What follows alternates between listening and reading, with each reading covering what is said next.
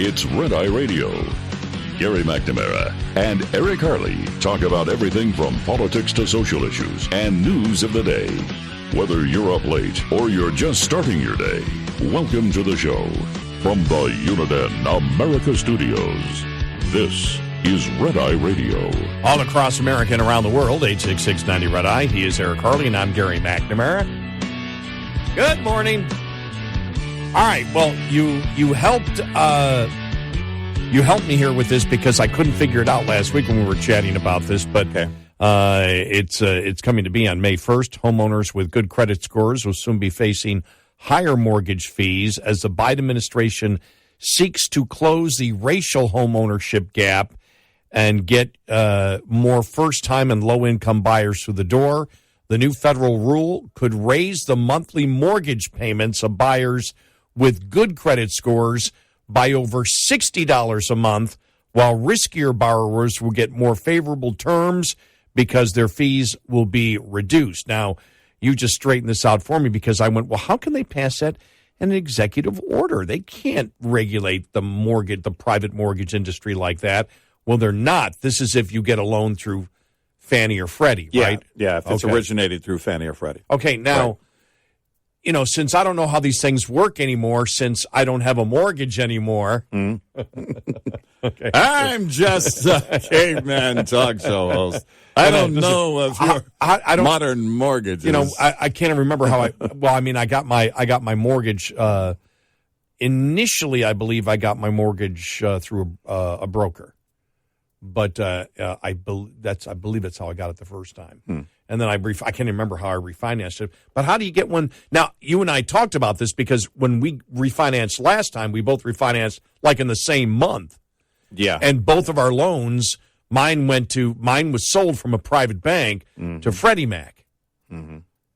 And did yours go to Fannie Mae or was it Freddie Fannie Mac? Mae. Mm-hmm. Yeah. So but you did it privately. How do you even sign up just for a Freddie Mac loan? It's the application process I know that the real estate has to meet certain standards. The home that you're buying has to meet certain standards. Okay. So it's only during the application process. And that's why they can do it because these are pseudo-government banks. Right. And so they can change the rule on that. Yep. Because that's what I couldn't figure out last week because they didn't specify it. And it's like the higher the credit rating. The higher the credit rating, the more money you'll have to pay. The more money you'll have to pay. My question is, great, wait 6 months and tank your credit score. If you've got $20,000 down or whatever, if you've already got your down payment. Now, here's the other question is, I don't know how low it goes before you are not qualified to borrow to begin with. But they're talking about, what they say, 680? If it's above 680, that's where the fees start to increase. Yes. Well, I'm no math genius, but that's below 700? Yes. And you're still qualifying for the mortgage? Well, the reason you are, and this makes sense too, is because of Fannie and Freddie. Yeah, you would be that would be a good credit score now, where you would have to pay more a month. Now, 680 or over. You may have a great credit score of, above 800, but still not be wealthy. Still not have high income. Oh, yeah. You just have paid your debts. Your bills, yeah. And, so, that's the thing is that we're not talking about the rich. No, we're not. Nah, that's a great point, though. Especially if you're applying for a Fannie or Freddie loan, then you're looking for a little bit of help. And instead, they're punishing you for your responsible behavior. Yep. And by the way, now they're saying it's 60. Remember, last week it was 40. Yeah. A month. Yeah.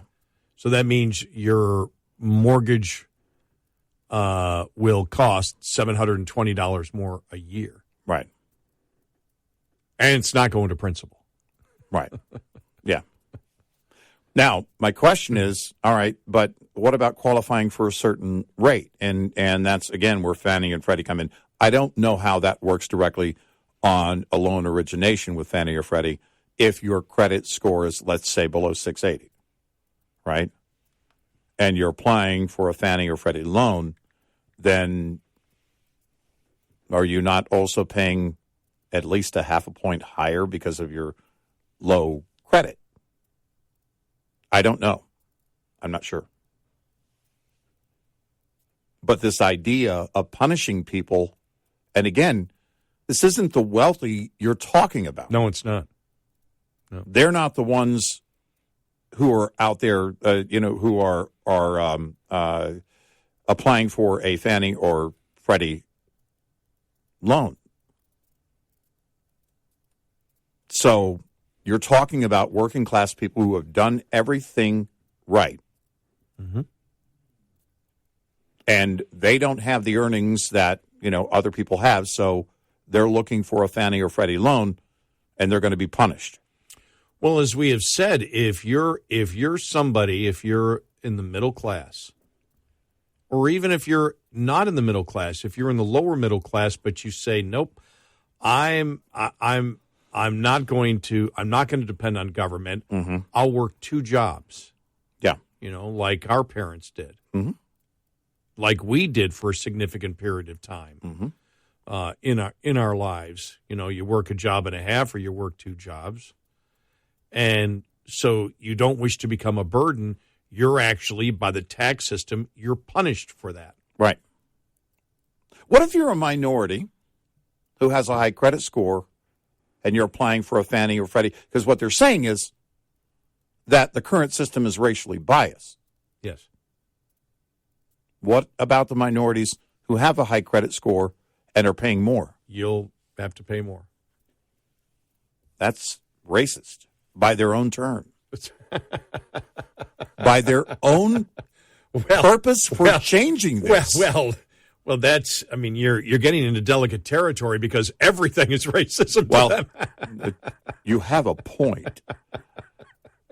But for this specifically, they're changing it so that it better favors minorities, except for the minorities who have done everything that have a higher credit score, who have done everything right and paid their bills and so have a higher credit score. Right. Then they also have to pay. That's racist. I don't know when the lawsuits begin. You and I were kind of throwing that back and forth off the air.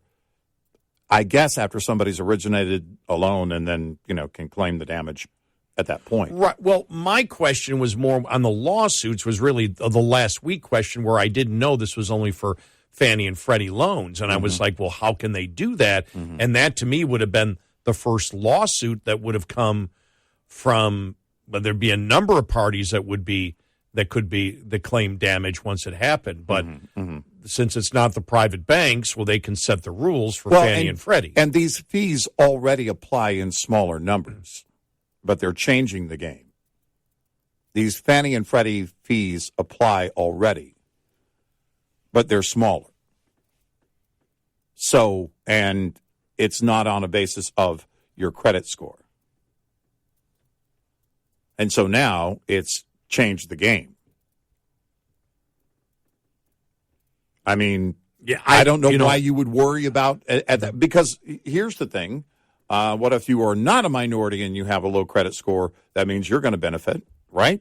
Yeah, because who's benefiting? What they're saying is, in general, minorities have a lower score. Right. It doesn't mean that minorities aren't going to have a better credit score. Correct. Aren't going to pay, and it doesn't mean that majorities or whites that have a lower credit score won't benefit.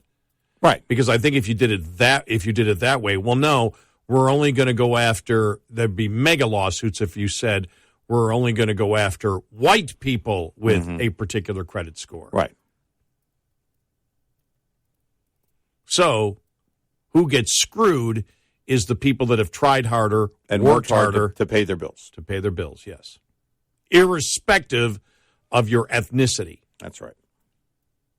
How dare you? How dare you pay your bills on time? We need to punish you. Because I'm looking at it, and my thought is, well, okay, let's put the clothes off for 90 days. Give me some time to tank my credit score. And then I'll fix it once we close. Because that's how credit scores work. I know. Yeah. Then no, they go. What was it? I did something last month. How did my credit score go down? I'm like, I'm not even sure what I did. But if you ever make a big purchase on your credit card, you make a $5,000, $6,000 purchase. Yeah. Even if it's not, whatever the purchase is not at all a great percentage whatsoever of your overall wealth or savings. It doesn't matter. You watch that credit score dip, 30 points. It's like, what? Yeah, it's a change in behavior. And so that's what they look at. Whoa! You just bought something that you typically don't buy. So you could tank it in 6 months. You could tank it 100 points. Yeah. And then go back and then get the loan. And then 6 months later, you could buy then, within a year of getting the home. But you improve your credit score. Isn't everything going to go that way? You look at Social Security and Medicare. I expect Social Security and Medicare to be means tested. Not in my lifetime, because they won't do it they'll grandfather the old folks like me in. And I don't think they'll change it once you do it. I don't think they'll means test once you're in it. But I do think that future generations will be mean tested. They're changing. It will no longer be basically a partial pension plan. It will be welfare. Yeah, it'll be senior. It will be. Yeah. It will be senior welfare, which means you'll be you'll have to pay into it, but you may not at all, because now the more you pay in, the more you get back. Right. Which is more like a pension plan. Right. It's the complete opposite to where they know they have to take it, which is move the age back, means test, raise the amount that you have to. Your premiums that you have to put in, and if you talk about where the cap is right now, removing that cap means a lot of people are going to have to pay a lot more for Social Security and get reduced benefits or maybe no benefits, and therefore it becomes a welfare program. Yep. It is no longer an entitlement program. It would be a sense of entitlement program. Finally. Right. Finally, we've gotten to that point. They would be right in their outrage. Yeah, if people understand the point, we still get it, and we still correct where people say, you guys called Social Security an entitlement program. It's not an entitlement program because you paid into it, therefore you're entitled to get it, which is why they call it an entitlement program. The definition, actually, of a real entitlement, not the sense of entitlement. Right. It'll soon become a sense. They'll call it the sense of entitlement. The sense of entitlement programs. 866-90-RED-I. Applications are now being accepted for 2 new USDA grant programs through June 19th under the umbrella of Meat and Poultry Processing Capacity Expansion. Agriculture Undersecretary for Marketing and Regulatory Programs Jenny Moffitt says the Indigenous Animals Harvesting and Meat Processing Grant Program and the Local Meat Capacity Grant Program are making $125 million in total available. And important for both, especially since we're reaching applications and applicants who may not have background in applying for federal grant programs, is that we're making technical assistance available for the application process, as well as if they receive grant funding through the whole process as well, through the Meat and Poultry Processing Capacity Technical Assistance Program. More information about both grant programs are available online at www.usda.gov/meat. I'm Rod Bain reporting for the U.S. Department of Agriculture in Washington, D.C. This report is made possible by Cenex Roadmaster XL Premium Diesel and Citgo Lubricants.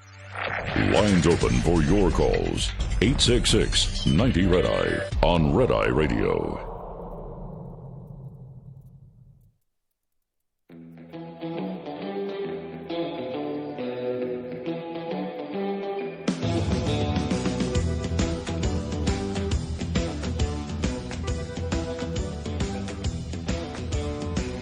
It's Red Eye Radio. He's Eric Harley, and I'm Gary McNamara, 866-90-RED-I. Okay, let's talk debates. You have Democratic presidential candidate Marianne Williamson and Robert Kennedy Jr. criticize the lack of Democratic primary debates as undemocratic and unfortunate. It robs the voters. The DNC plans no primary debates, as though there are simply no other candidates, no other ideas we should discuss about the ways to win in 2024, or other ideas that we should discuss about ways to repair the country. Too many people are too smart to accept this, said Marianne Williamson. She joined Robert Kennedy Jr., who also said that he vehemently disagrees with it, both calling it undemocratic. So now we have Democrats calling the Democratic Party undemocratic, racist, sexist, all that. Yeah. These are Democrats. Yeah. The racist, sexist, not today, but I mean, that's all part of it. Wait for it, but, yeah. Meanwhile, from the Republican side, Ronna McDaniel said every Republican debate will have a conservative partner. Now, the first one's going to be on Fox and Rumble. Okay. And she said we're going to try to stay away from, big tech on this, but said they're going to have to go to mainstream media, will be part of a Republican debate, saying it would be difficult to do otherwise, as there are not enough conservative networks to work with, but there will be a conservative element. I hope like a Chris Wallace type is not that conservative element. Yeah, tell me what that would be. Yeah, I don't trust that the Republicans, that the RNC will do the right thing. No. Until I see it, I don't believe it. No, they're gonna walk right in Because it like they always have. They've committed political suicide for as long as I've been covering presidential politics by not saying, sorry, nope, can't have that. We need to have this, because you're limited to any of these networks you go to. You're limited to whom? They're not going to put a conservative anchor from another network on. Right. So you're telling me that you would rather have it on another network. I mean, because my question is, all right, why not have them all on Fox, or why not put it on your channel on YouTube or something? That would be my question. They won't do YouTube because it's Google. All right. Then on your website. Yeah. I mean, otherwise what you're saying is, well, we have no other choice. We need to let the liberals run the show. Why would you do that? Yeah. Because if you do it on CBS, the only person that I would trust to be the conservative would be Catherine Herridge. Yes. For example. Right. There's nobody. I don't. NBC or CBS, there's nobody. Right. Because we're talking about the primary debates. Yeah, right, because Chris Christie can't be doing it because he'll be part of the debates. Right, exactly. By the way, he said yesterday that he will be the nominee in 2024. So just so you know. Okay. That's it. All right. Good luck. But or he'll be crawling behind the nominee, begging for a job. He'll be introducing the nominee at a function. If you don't know what we're talking before he about, has to get back on the plane. What was that one where? What was the one where he looked like a whimpering dog? What was Trump doing at that point? Because Trump said, "Go get back on the plane." Go, oh, that was it. Yes, yeah, go get on your plane. Yeah, that was it. Go get on your. Yeah, thanks, Chris. Go get on your plane. Oh my gosh, it was really bad. Oh, it was horrible. Okay, I'll go get on my plane. Okay. Oh, thank you, Mr. Trump. Yeah. Yeah. Wow, that was horrible. It was bad. I'm going to be the nominee. Okay. You can imagine whatever you want to. It's your right to dream. But tell me somebody from ABC or NBC. And I use Catherine Herridge as an example of somebody I would trust on CBS. Yeah, right. But tell me anybody in-house who's a true conservative on right. NBC or ABC. Right. I don't know.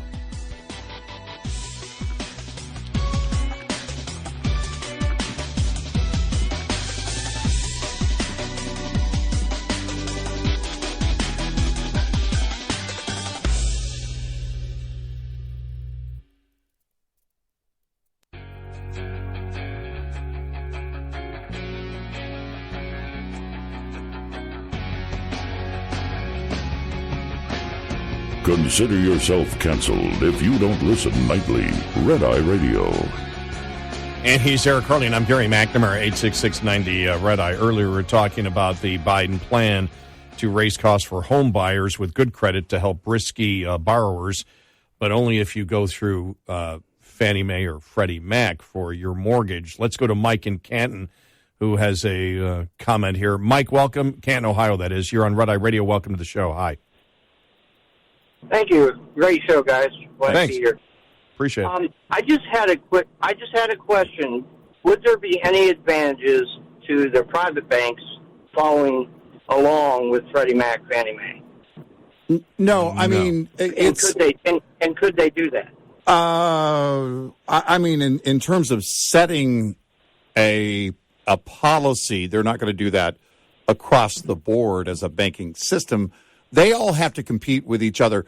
But having said that, if you've got a lower credit rating, then you're going to be a greater risk, which means you're going to pay a higher interest rate. And that's just the way it is. You're paying for that risk that the bank is taking on you. So that's kind of always been the case. But now, if you go through Fannie or Freddie, the government is going to reward you if you have a lower credit rating. Yeah, a bank would have a bank has to list all the fees. You know, you get a whole itemized thing of what your mortgage is going to be about, and if there's $60 a month to help pay for riskier mortgages, I mean that might be an option. Like I get from the gas company. Do you wish to pay for somebody who can't pay their gas bill? Yeah, so they could they could do it as an option, but I don't think you're going to see it. Yeah, there'd be no advantage to the mortgage industry to do something like that. Yeah, in terms of a program helping others. But you pay PMI if you, depending on how much equity you have, how much money you put down, and how much you're borrowing in terms of the loan to the value of the property.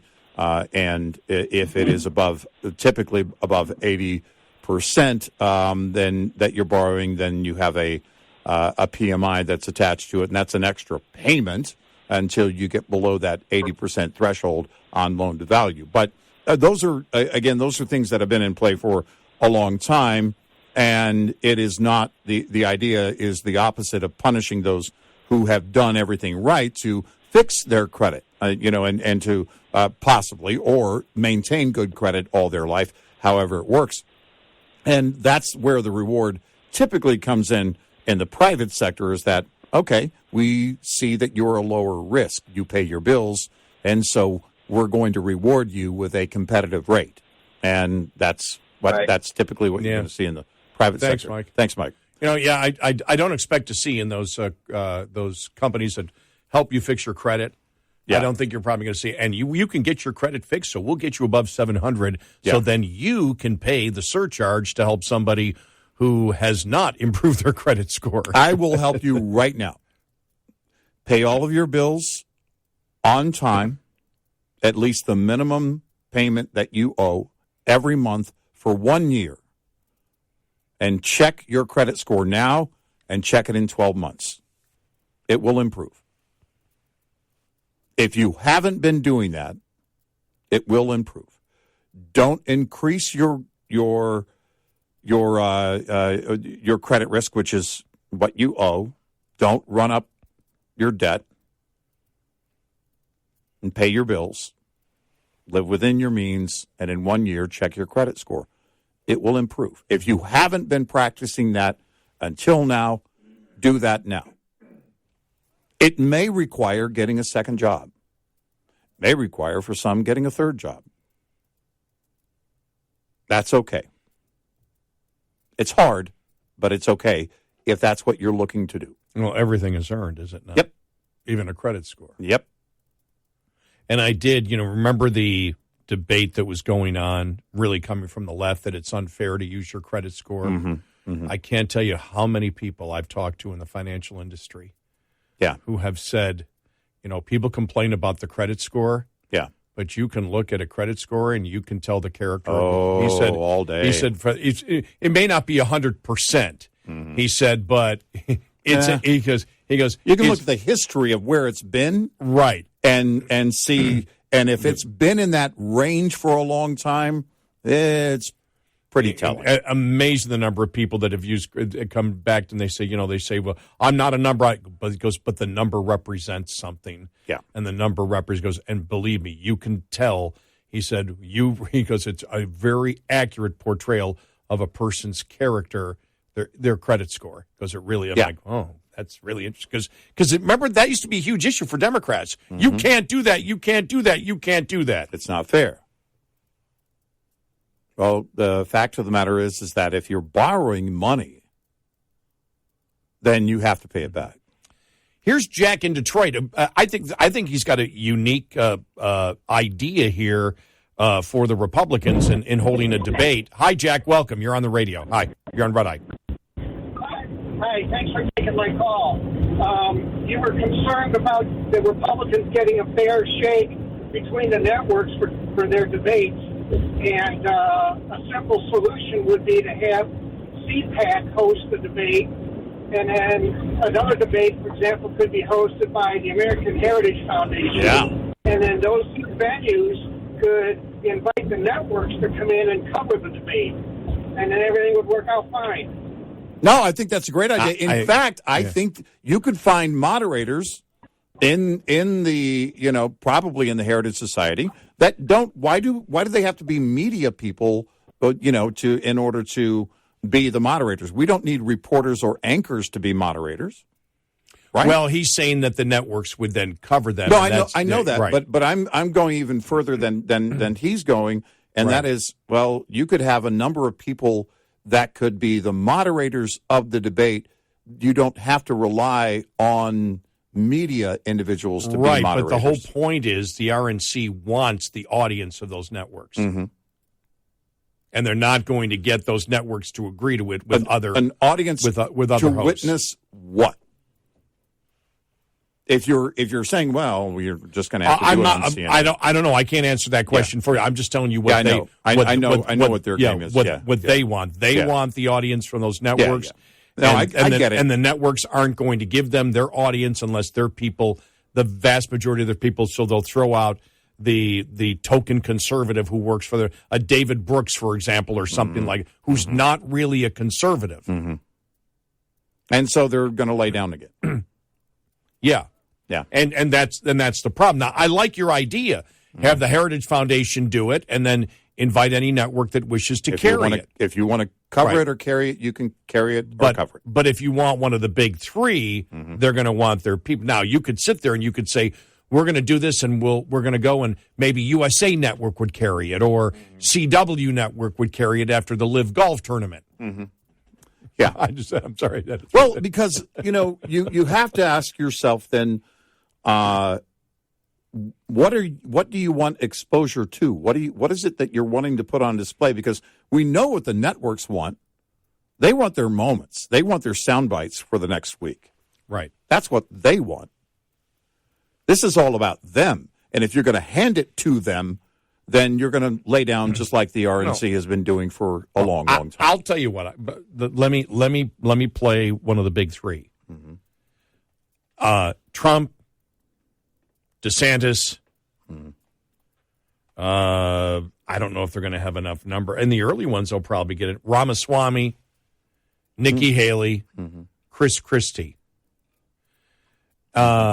Now, here's a problem, because the RNC has said that they want everyone to sign a pledge that they will endorse the winner. And a lot of people have said, well, the problem is Trump's never going to sign that. I thought about, well, will everybody else sign that? The reason everybody else is running is because they don't want the other person. Is because they don't want, well, no, mainly they don't want, their supporters don't want Trump to be president. Mm-hmm. And the same thing, Trump supporters don't want the other ones to be president. Yeah. And so if you sit there and say, I will support Trump, well, you've just taken away your argument of why you're running. Right. So are they all just going to sign it and wink and say, okay, we signed it, but it's not legally? But am I going to be sued if I don't support you? No. I think that's just stupid by the RNC to do that. Well, it is. Why are you calling everybody to the carpet? You must promise. That's what the liberals do. Remember the question over and over again. Well, are you in the general debate season, will you concede?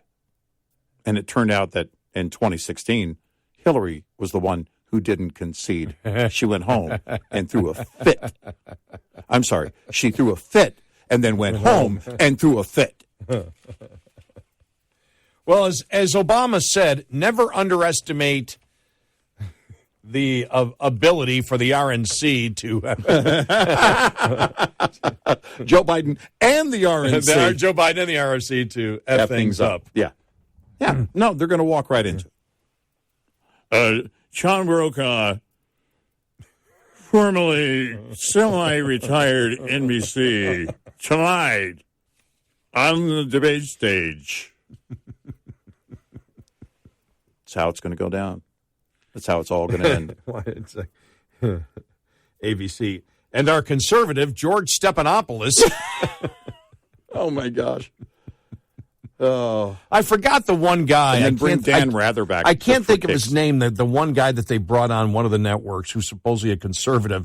And I was reading. I was watching I was reading the transcript on it, and it was like just a complete wimp in agreement with the Democrats. And I'm just like, and that's one of the things that the media has done. Yeah, they've put in fake conservatives as part of their panels, and they're not really conservatives. Well, there's the thing: is that if you find somebody who is not a media reporter, who is not an anchor, not that they're not trying to make that it's impossible for them to try and make a moment for themselves.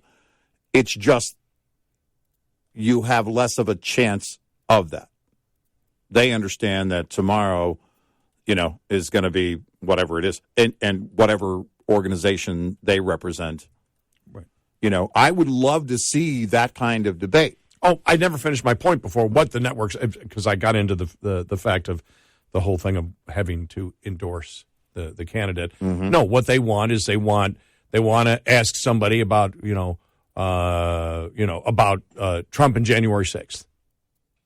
They're not going to want to discuss the issues that Republicans wish to discuss. Yeah. What separates you? My thing is, what separates you from the Democrats and what separates you from this based on the issues? Those would be the kinds of questions I would ask. Right. I know everything else. Mm-hmm. Mr. Trump, say something good about DeSantis. Shut up. Right. I mean, that's the dumbest. When they ask these idiotic questions, make it all issue-oriented. That's what I want. Right. That's what I want. Now, what they want is to get Trump to be fighting with DeSantis. Mm-hmm. That's what they want, right? Right. I don't want that. I want Trump to tell me why he's different than DeSantis, why he's better than DeSantis, and why he's better than any Democrat out there. Right. That's what I want to know. Right.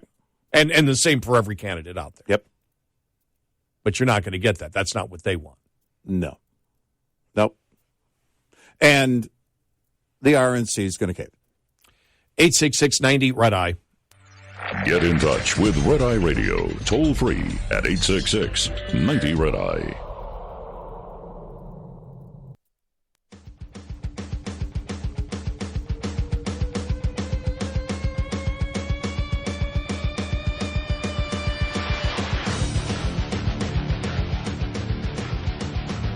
It's Red Eye Radio. He's Eric Harley, and I'm Gary McNamara. 866-90-RED-EYE. Drip, drip, drip, drip, drip, drip. This out just at 5 a.m. Eastern Time. Blinken and his wife emailed frequently with Hunter Biden, raising questions about role in laptop cover story. Oh. Blinken has faced scrutiny over his role in spurring false claims that Hunter Biden's laptop was Russia disinformation operation. Secretary of State Antony Blinken held a meeting with Hunter Biden at the State Department in July of 2015 when he was serving as Deputy Secretary of State in the Obama-Biden administration, and Hunter was on the board of the Ukrainian energy firm Burisma. The ties between Blinken and Hunter Biden could face increasing scrutiny after former CIA Director Mike Morell testified last week that Blinken, as President Biden's then campaign senior advisor, played a role in the inception of the public statements signed by intelligence officials claiming Hunter Biden's abandoned laptop was part of the Russia disinformation campaign just weeks before the 2020 presidential election. Emails from the infamous abandoned laptop that Blinken sought to discredit show that Hunter has ties to Blinken and his wife, dating back over a decade, having scheduled meetings with him while he was on the board of Burisma and Blinken was Deputy Secretary of State. I guess the point is here, I don't know where this goes, but the fact is every single day there's another story. Well, every single day there's and another story. Blinken also being in charge of the University of Pennsylvania Biden Center. Yep. And documents found there. Wow. Holy cow. How deep does this thing go? Drip, drip, drip, drip.